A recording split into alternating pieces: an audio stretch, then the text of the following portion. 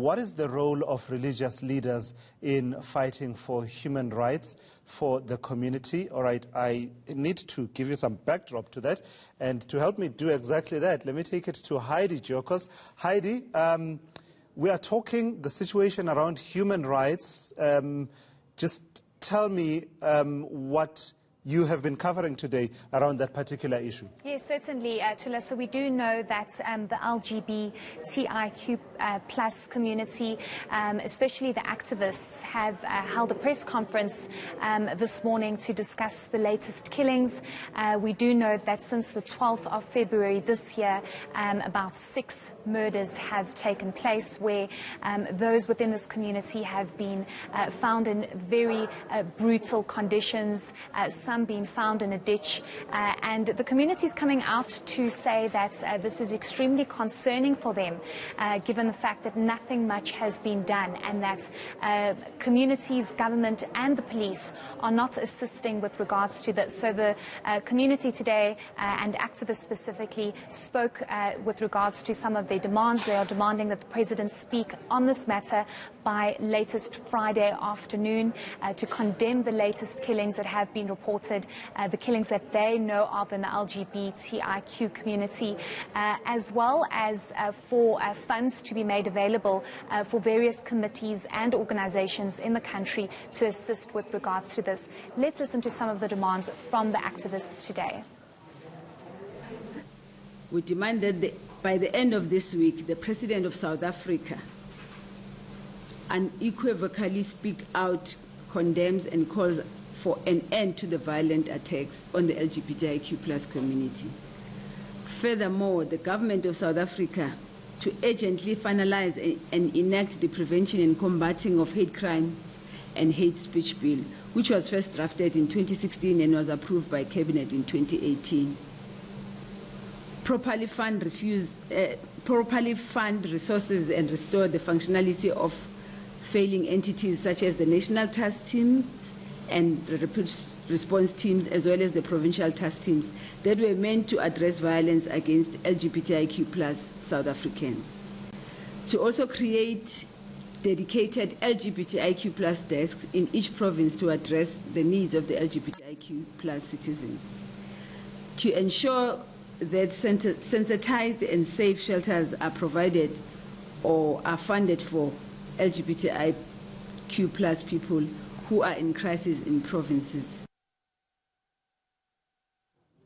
So just to give you context, you know, with live television, there are all these moving parts, and that's why you didn't have the context to that conversation with Heidi, which we'll continue with in just a moment. But let me give you the context of why we are talking, and that's because representatives of the LGBTQIA plus community are calling for urgent government action. That's in response to the surge in killings of members of those communities.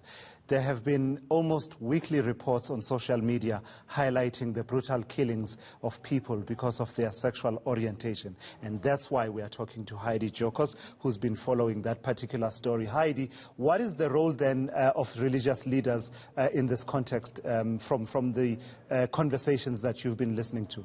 Yes, certainly, Tulas, and religious leaders have been called upon by the community to assist with regards to allowing people to make their own decisions. For example, what the community said today in the press conference was that it seems as though certain religious leaders go out and say that they have certain cures for those who decide to be gay or lesbian or whatever they choose their sexual orientation to be, and they then say that there's a certain cure for it, and then they see an uptick in the brutal killings. So what these activists are calling for is that religious leaders play their active role in dispelling some of these ideas and beliefs within the community, as it basically starts within the community.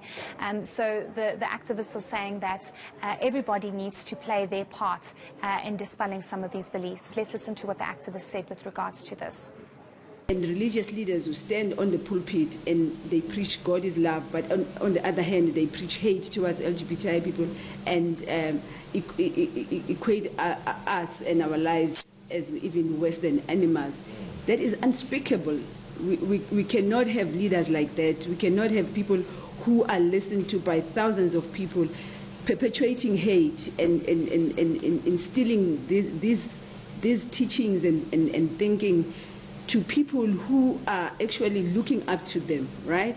And more than that, we have parents who sit in these churches who go back home and find out that their children are queer, and then they find themselves in a very difficult situation. They want to go to heaven, but then they love their children, and that's why we see a situation where.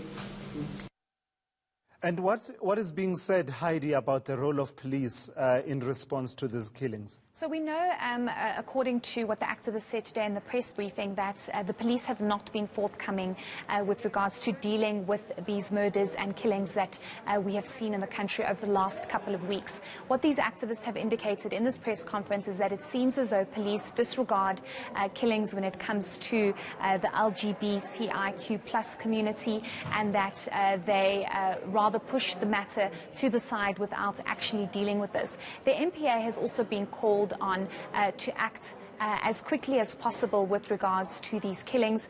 And what's important to highlight here, Tulas, is the fact that the killings that we have seen being reported on social media over the last couple of weeks, these killings are the ones that have only been reported on. They are saying that there are more killings that have taken place, but people don't necessarily report on this because of the backlash, and they don't want to identify themselves necessarily as the LGBTIQ plus community, because they will fall victim to all these killings and they will be targeted. So it's quite a dire situation. This is why they have called on the president to act immediately. They've called on committees and organizations to come to the party, as well as communities, to educate those and say that whatever one's sexual orientation is, that should not be murdered and brutally murdered for that. But let's listen to another activist speaking on the police's response to these killings.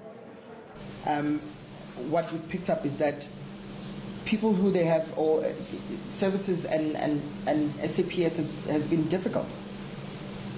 We struggle with them, and how many times must we do these sensitization trainings? How many times must we provide these solutions and present them to government? To private sector. So we're not holding people accountable, and we're enough. We're enough, because there's so many other cases of murder that just go unnoticed, never reported, and people just don't even care. We're doing this now, but there's so many other families out there who still haven't healed, who are still going through the trauma of their children or their loved ones that were murdered many years ago. We've been talking about this. It's not new. Thank you for that. eNCA's Heidi Giokos tracking that all-important conversation in an open and democratic society founded on human dignity, equality and freedom. Certainly issues that are being highlighted there, worth the attention of policymakers and those who implement policy, and all of society response and awareness about these issues being raised by the LGBTQI community.